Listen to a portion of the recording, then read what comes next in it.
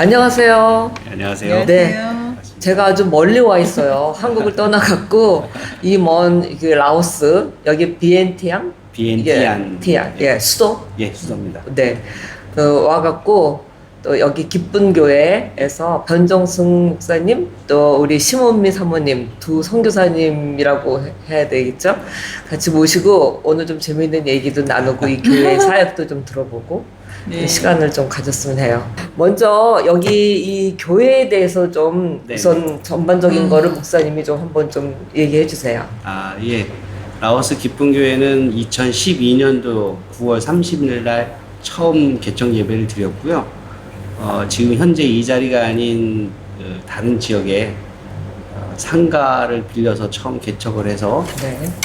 아무도 뭐 없는, 아는 사람이 없는 교인이 멤버가 없이 와서 맨땅 헤딩하듯이 개척을 했었던 교회고요. 네. 그런 교회가 하나님의 은혜로 주변 분들이 많이 찾아오시고 부흥하기 시작하면서 6년 만에 현재 이 자리로 땅을 렌트를 하고 계약을 네. 하고 새로 증축 및 건축해서 이사를 오게 됐습니다. 그래서 많이 부흥한 하나님의 은혜로 지금 6년 만에 부흥해서 건축하고 현재 12년, 만 12년, 13년 차 들어가는 그런 교회가 지금 라오스 기쁨 교회입니다. 그러니까 이 교회는 지금 제가 알기로는 그 여기 이제 원주민이라든지 아니면 라오스인보다는 또 여기에 계신 교민들이 좀 더 많은 부분을 차지하는 교회라고 제가 들었는데 맞죠? 예, 라오스 기쁨 교회는 한인 교회고요. 한인 교회고. 예, 라오스의 한인 교회가 현재는 4개의 한인 교회가 있는데 그중에 두 번째로 개척이 된 세워진 교회가 저희 기쁨 교회입니다. 그러니까는 이게 감리 교회로는 하나밖에 없는 유일한 교회군요. 예. 제가 알기로는 이 라오스가 1975년에 이제 공산화 네네. 됐잖아요. 네네. 그래서 굉장히 많은 제재도 있고 종교의 자유는 있다고들 얘기를 하지만 네네. 이렇게 완전 그러니까는 그 많은 제재와 여러 가지 예, 뭐 예. 핍박 같은 것도 좀 받을 수 있는 부분들이 있고 그렇게 네. 들었는데 그런 데서 사역하시는 데에 특히 어려운 점이나 뭐 그런 건 어떤 거가 있나요? 처음에 왔을 때에 하시는 이제 주변에서 다른 이제 선배 선교사님들이나 목사님들이 하시는 말씀이 사역하기 참 어려운 곳이다라고 말씀을 하셨는데 와서 보니까 일단은 외국인끼리 예배 드리는 것에 대해서는 크게 제재하지 않는, 그러니까 현지인들을 포교하지 않은, 현지인들에게 포교 활동을 하지 않으면 외국인들이 자기들끼리 모여서 하는 것에 대해서는 크게 이제 신경 쓰지 않는 그런 환경이어서요. 한인들이 모여서 예배 드리는 데는 큰 문제는 없고요. 그리고 저희 교회는 다문화 가정이 좀 몇 가정 있어서 네. 남편 따라서 교회 오시는 라오스 부인분들이 계신데 그분들이 저에게 세례도 받고 그렇게 해도 일단 남편 따라 오다 보니까 거기에 대해서 큰 문제 없이 크게 뭐 두려움 없이 사역하고 있습니다. 근데 다만 이제 객관적인 지표로 그 기독교 박해 지수, 세계적 기독교 박해 지수 안에 항상 이름이 올라가는 나라가 라오스다 보니까 그렇죠. 그리고 얼마 전 9월 달인가에도 좀 충격으로 해서 순교하신 현지 네. 목회자가 계시다라고 하는 소식도 듣고 하다 보니까 네. 아무래도 조심스러운 것은 있습니다. 그렇지만은 한인들을 대상으로 해서 한인들이 모여서 예배 드리는 것에 대해서는 큰 문제 없이 예배 드릴 수 있는 그래도 하나님께서 이렇게 잘 도와주시는 것 같아서 감사하게 예배 드리고 있습니다. 그럼 여기 현지에 나와 있는 선교사님들은 몇 분 정도나 되셔요? 제가 알기로는 초교파적으로 따졌을 때 한 3, 40가정 정도가 되는 걸로 알고 있고요. 한인들만 아니면 네, 전체 한인들만? 네, 한인들 선교사회의 또 보안사항인데 한인들 선교사 선협에 가입된 선교사회가 한 130, 140가정 정도 되는 걸로 알고 있고요. 꽤 많네요. 네, 좀 많습니다. 나라의 인구에 비해서는 네. 상당히 좀 많은 선교사가 파송된 지역이 라오스고요. 네. 감리교도 세계적으로 봤을 때 감리교 선교사 파송된 숫자로 봤을 때는 라오스가 10번째 국가가 됩니다. 그러니까 중국, 필리핀, 태국 이런 나라들 제외하고서는 동남아에서 나라와 인구수와 이런 것을 봤을 때 가장 많이 파송된 좀 나라가 라오스라고 볼 수 있습니다. 네. 제가 알기로는 아마 여기가 불교권이기 때문에 불교가 거의 국교시되어 있고 95% 이상이 불교인이라는 소리를 제가 네. 들었었거든요. 근데 그런 데에서 그 토착해 되어 있는 그들에게 그 새로운 그 크리스찬, 그러니까 이 기독교를 전파한다는 게 굉장히 좀 힘들잖아요. 그렇죠? 네네. 그래서 여기 이제 이 교민들, 그러니까 대다수가 이제 한국 분들인 이 교회에서는 특별히 그들이, 그러니까 근데 교민교회라고 하는 게 우리도 이제 생각해 보면은 그 여기 와서 뭐 뿌리박히고 사시는 분들보다는 이제 그냥 지나가면서 뭐 몇 년씩 거주하다가 가고 뭐 주재원이라든지 이런 분들이 많기 때문에 그런 거는 되게 더 교회가 힘든 부분인데. 네, 그렇죠? 네, 맞습니다. 라오스는 오히려 그 미국이나 다른 유럽 지역에 비해서는 정착하러 완전 이주하러 오시는 분들이 아니라 잠깐 스쳐 지나가시는 분들이 거의 90% 이상이 그러신 분들이고요. 그런 분들이 오셔서 그래도 잠깐이라도 신앙을 쉬지 않고 예배 드릴 수 있도록 중간 정거장적인 역할을 해주는 것이 현재 있는 한인교회, 라오스에 있는 한인교회 역할이라고 생각을 하고, 지금 저희 교회 나오시는 분들이 대부분이 그러신 분들이고, 그 중에는 이제 최근에는 좀 선교사님도 나오시고, 또 나름 이제 저희 오랫동안 같이 10년 이상 같이 신앙생활 하신 분도 계시지만, 전반적으로 봤을 때는 이제 그런 분들이고요. 그리고 뭐 불교 인구가 많아서 뭐 저희 직원들이나 네. 또 교민들이나 그런 분들도 꽤 계시지만, 오히려 교회가 교회로서의 역할을 다 하면 우스갯소리로 저희 교회에 가장 많이 전도해 주신 분이 교민 중에 불교 신자신데 네. 오히려 교회를 가장 많이 홍보해 주시고 식당 하시는 분이지만 네.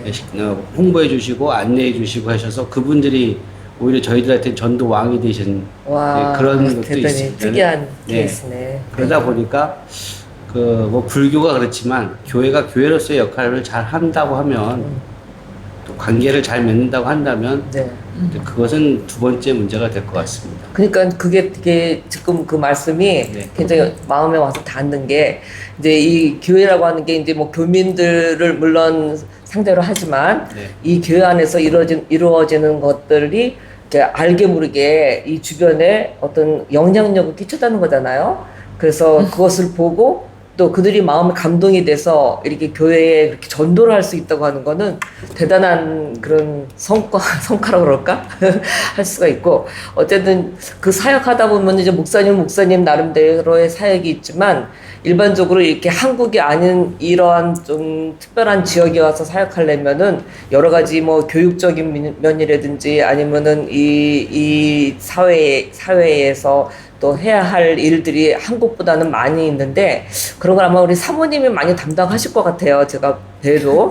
그래서 그 사역들, 교회에서 할 수 있는 사역들이, 그러니까 하고 있는 사역들을 좀 소개해 주세요. 네, 라오스라는 국가에서 교회로 허가받기는 어렵고 저희가 그래서 2012년에 여기 와서 개척을 하고요.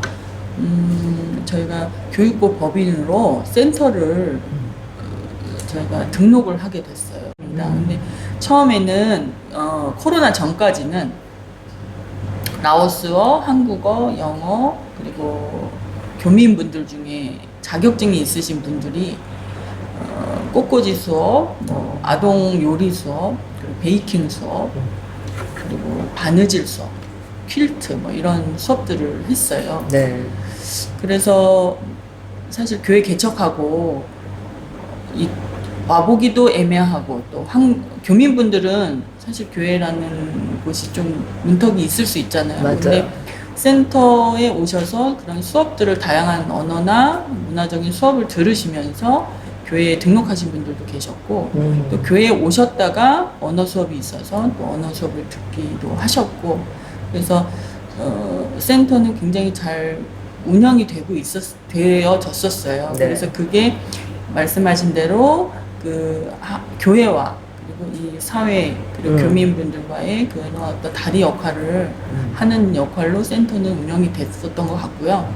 그리고 그걸 위해서 굉장히 애를 썼던 것 같아요. 네. 근데 이제 코로나 지나고 나서는 저희한테도 조금 변화가 있었고, 그리고 사실은 교회에 10여 년 있었는데 남아 있는 사람들을 보아하니 다문화 가정의 자녀들이더라고요. 네. 그래서 어려서 태어나서부터 저희 교회에서 같이 신앙생활하고, 그리고 문화는 많이 다르지만 엄마와 언어도 다르고 그렇지만 여기 와서 교회에 발을 디디는 아이들이 있는 거죠.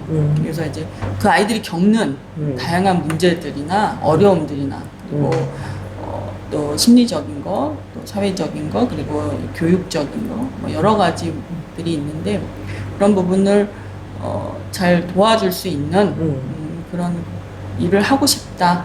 그랬고, 또 저는 또 17살에 또 받은 사명이 있었어요. 또 그렇게.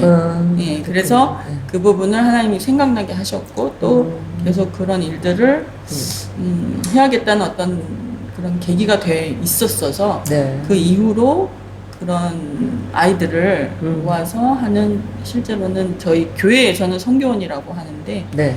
외부에는 이제 이 센터 이름으로 하고 있는 네. 유치원이 되겠죠.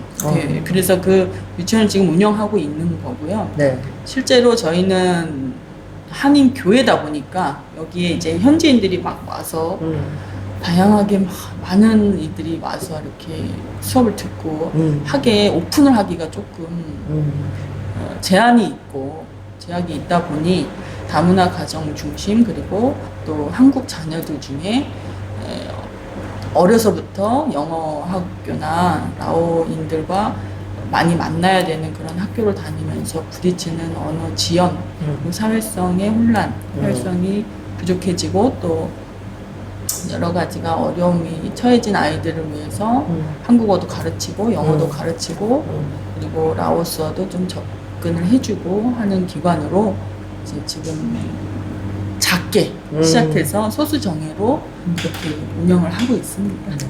그 사실 한국도 보면은 초창기 그 이제 선교사들이 미국 선교사들이라든지 뭐 그 선교사들이 와서 학교를 세우고 여러 가지 그런 그 교육 시설이라든지 아니면 의료 시설이라든지 이런 걸 해서 접촉점을 갖다가 이제 마련함으로 점차적으로 이것이 전 한국에 퍼져나가서 뭐 기독교 미션 스쿨을 통해서 또는 의료 무슨 세브란스나 이런 거를 통해서 그 선교의 장을 만들었잖아요. 그래서 여기 지금 하는 사역도 그거랑 좀 약간 일맥상통한 것 같아요. 그래서 그 직접적으로 그들한테 다가갈 수는 없지만 그 특히 다문화 같은 경우는 이제 한 사람은 한국 사람이고 한 사람은 이제 이쪽 여기 라오스인들, 그 사람들이 뭐 참 좋은 그런 리더로서 차세대 리더로서 잘만 교육시키면은 굉장히 좋은 자원이 될 것 같아요. 무엇보다도 어쨌든 우리가 이 교회 안에서 특히 교육을 생각해 볼 때에는 계속 지속적으로 이것이 이제는 잘 지탱해 나가기 위해서는 바른 지도자를 하나씩 키워나가는 것, 그게 되게 중요한데, 이렇게 어려서부터 여기서 훈련받은 사람들이 앞으로 그 이제 커지면은 뭐 한국과 만약 계속 연결이 된다면 뭐 한국 와서 또 좀 공부도 하고 뭐 이제 신학 같은 것도 공부를 한다면 와서 좋은 목회자로도 성장할 수가 있고 그런 게 이렇게 모짜리 같은 역할이 되지 않을까 하는 생각이 드네요. 그렇죠? 굉장히 중요한 사역 같은데, 혹시 그런 것을 통해서 뭐 목사님이나 사모님이나 또 특별히 이제 보람도 물론 있겠지만 또 애로점이 있다면 어떤 게 좀 힘든 점인가요? 여기 계시면 다문화 가정 같은 경우에서 그래도 여기서 나름 삶을 살아가시는 분들이다 보니까 그런 분들이 이제 계속 관계가 유지가 돼요. 성도님들이고. 근데 교회이기 때문에 장점이 있고 교회이기 때문에 단점이 있는 거예요. 맞아요. 그러니까 다른 이제 학교 사역을 하시는 선교사님도 계시고 나름대로 이제 그런 교육 사역을 하시는 분들이 계신데 참 열심히 훌륭하게 하시는 분들이 계시거든요. 그분들은 이제 교육적으로 전 나가시는 분들이고 저희가 교회이기 때문에 교회에서 운영하는 옛날에 있었던 한국에서 저희 아이들이 나왔던 교회 안에 어린이집, 교회 안에 선교원처럼 교회이기 때문에 할 수 있는 신앙적인 교육, 아예 대놓고 예배 드릴 수 있는 그 어린 아이들과 함께 우리는 교회 안에 있기 때문에 교회 안에 센터이기 때문에 함께 예배한다. 그래서 선교사님들 모셔다가 예배 드릴 수 있는 신앙적인 교육을 할 수 있는 부분이 오히려 이 센터를 운영할 때는 장점이 될 수 있고요. 네. 반면에 단점은 그게 단점인 것 같아요.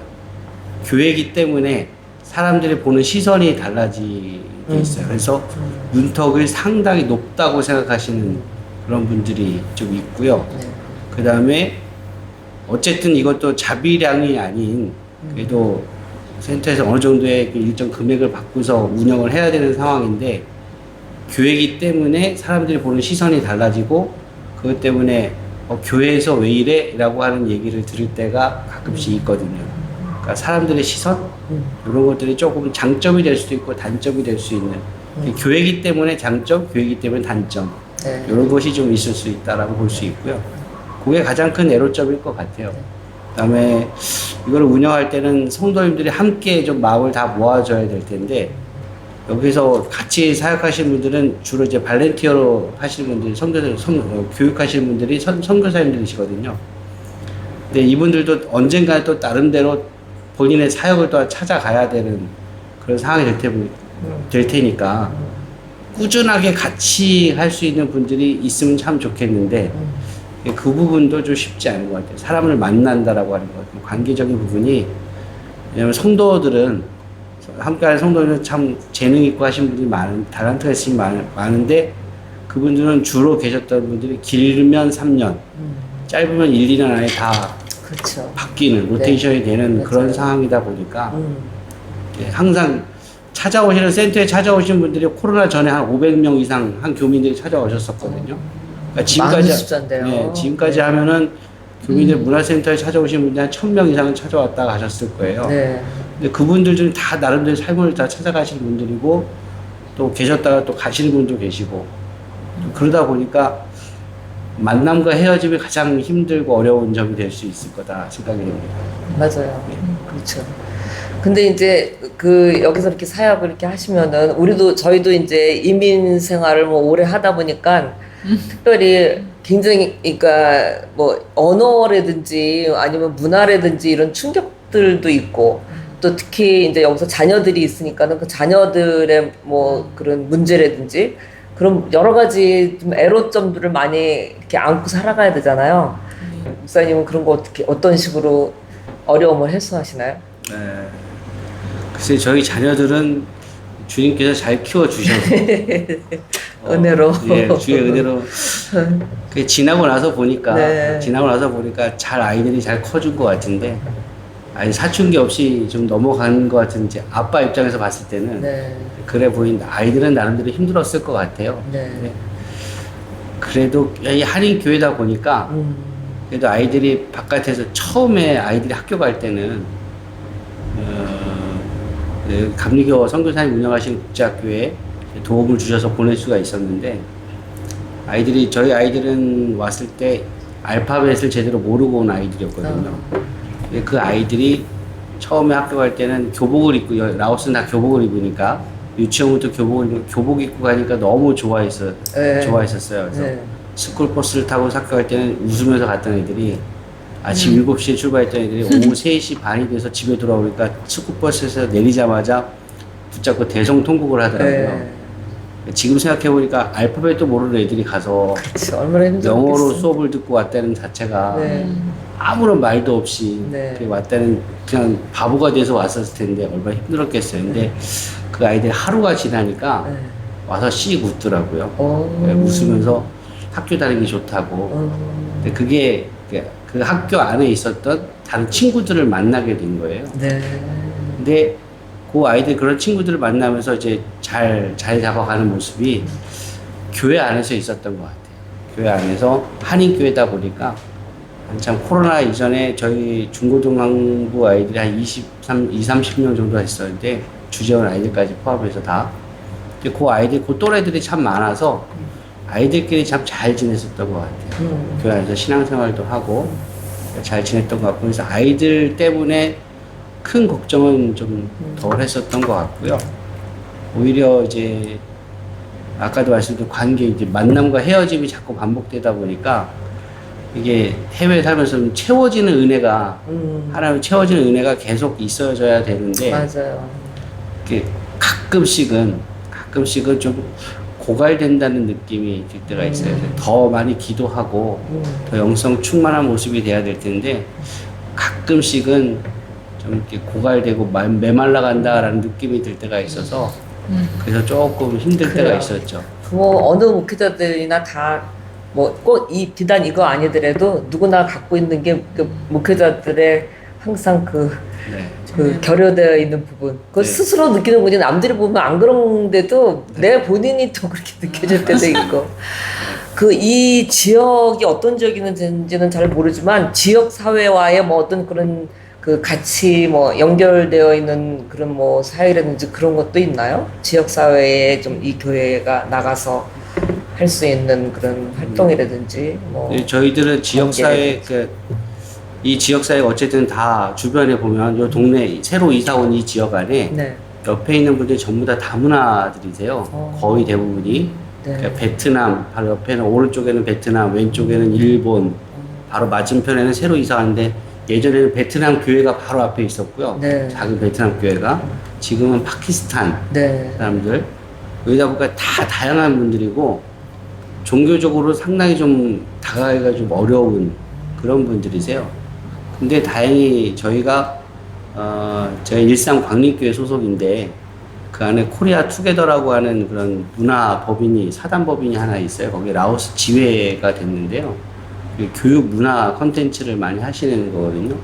그러니까 가끔씩 최근에도 저희들이 음악회가 이 교회 안에서 음악회가 있었는데 한인회와 같이 하는 음악회가 있었는데요. 그런 이제 코리아 투게더라고 하는 그 법인을 통해서 음악회 같은 것들, 그래서 지역 주민들에게 음악회를 소개를 하고 한국 음악을 소개하고 문화적으로 좀 일단은 접근하고 있는 그런 상황이고요. 그런 것들 저런 것들 좀 많이 알려주고, 그 다음에 또 여기 주변에 들어올 때 입구가 좀 많이 좋지 않았었는데 네. 저희들이 좀 교회가 들어오니까 네. 도로도 좀 살짝 좀 보수 좀 해주고, 그다음에 들어올 때 가로등이 전혀 없었던 곳인데 네. 가로등도 나름대로 달고 이러면서 좀 지역사회를 좀 도우려고 하는 네. 그런 일들을 좀 하죠. 예. 좋네요. 그런 것들이 굉장히 그 좋은 결실이 맺어지는 그 과정이 될 것 같아요. 네, 그 주변에서 저희도 예배 드린 거 다 아는데 네. 뭐 라오스 사람도 있고 다 있지만 저희들이 뭐 밤새 철야를 한다고 하더라도 누가 뭐라고 하는 사람도 없고 예, 잘 도와주고 있습니다, 옆에서. 그 이제 마지막이 될 것 이제 질문이 될 것 같은데 앞으로의 이 사역의 뭐 비전이라든지 어떤 뭐 꿈이라든지 뭐 그런 거 혹시 가지고 계신지 두 분이?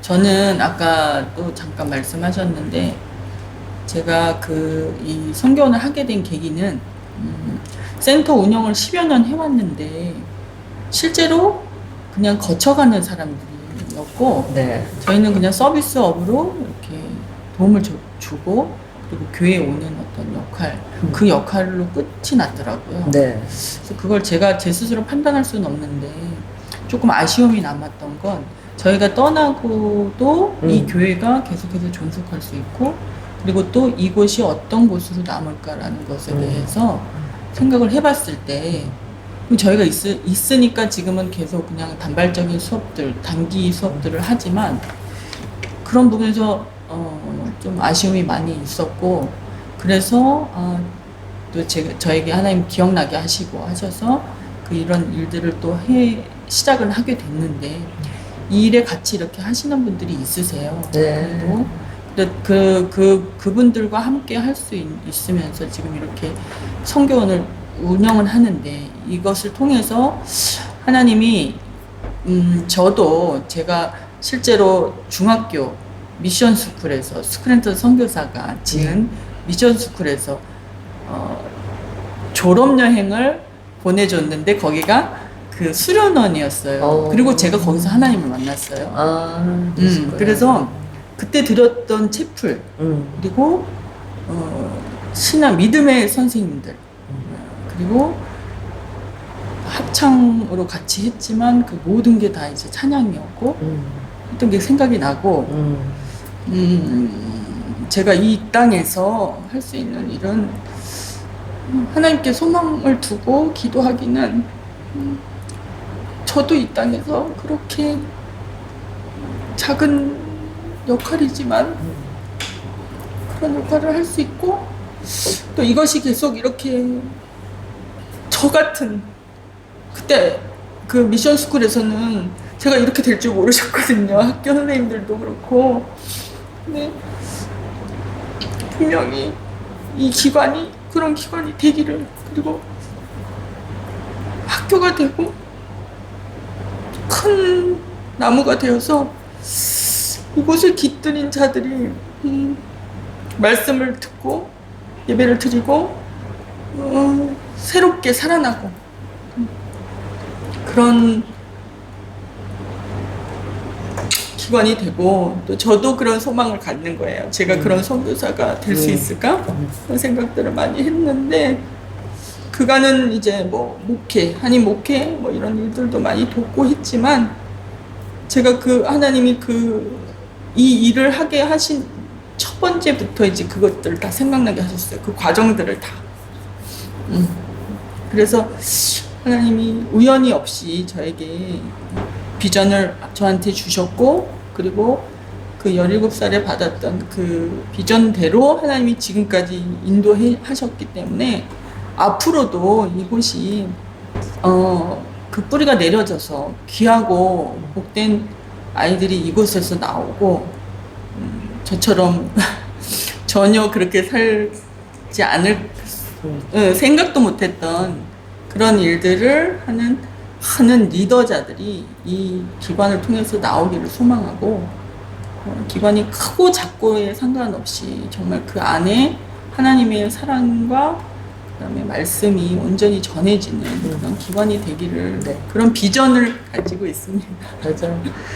되게 중요한 말씀하신 것 같아요. 우리가 다 소명을 받잖아요. 받는 거는 내가 원해서도 어떤 때는 되고 원치 않아도 강요해서도 되더라고요.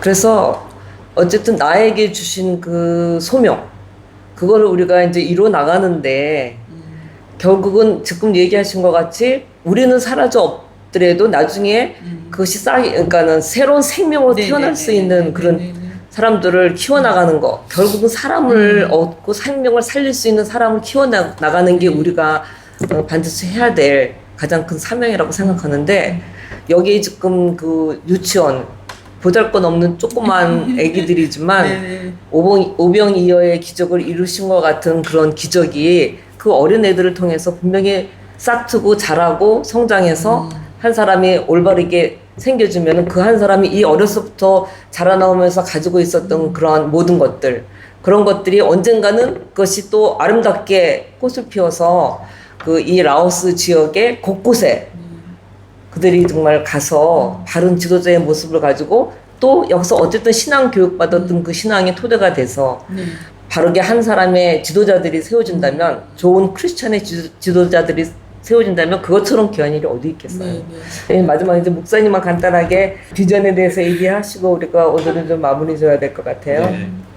뭐 저는 이제 한인교회가 해외에 있는 한인교회니까 또 라오스에 세워진 교회다 보니까 라오스 안에서 저희들이 오시는 분들이 잠깐이라도 쉬지 않고 신앙생활을 할 수 있는, 또 한편에서는 내가 좀 정거장 같은 잠시 머물다 가는 정거장, 시골에 있는 진짜 환승장 같은 그런 곳이라더라도 편안하게 좀 신앙생활 할 수 있는, 그러니까 잊지 않고 하나님을 잊지 않는 그런 곳이 되면 좋겠다는 생각을 많이 합니다.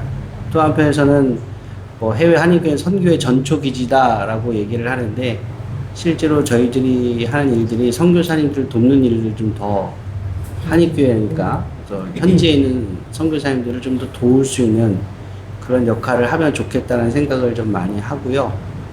지금까지 그 생각 변함없이 하나님께 주신 마음 따라서 지금까지 왔고, 또 앞으로도 그렇게 할 것이기 때문에 일단 하나님의 말씀을 자꾸 듣는 모습이 저희 가운데, 저희 교회 가운데 있다고 한다면 비전은 다른 거 없을 것 같아요. 하나님 말씀 따라가는 게 비전이고, 맞아요. 하나님 말씀 따라가는 게 정답이기 때문에 사람들에게 인정받지 못하더라도 하나님께 인정받을 수 있는 그런 일들을 교회가 하면 좋겠다라고 생각하고요. 그게 제 비전이고, 그게 꿈이고 기도 제목입니다. 네. 오늘 너무 감동이 있는 우리 나눔을 해주셔갖고 너무 감사하고요. 네, 많은 분들이 또 이 얘기를 들으면서 이 여기 상황 이런 거를 같이 공감해주고 또 그것이 자기 나름대로의 그 사역지에 잘 적용이 되는 그런 좋은 이해가 됐으면 좋겠어요. 너무 감사합니다. 맞습니다. 오늘 수고 많이 하셨고 감사합니다. 사모님 감사합니다. 네.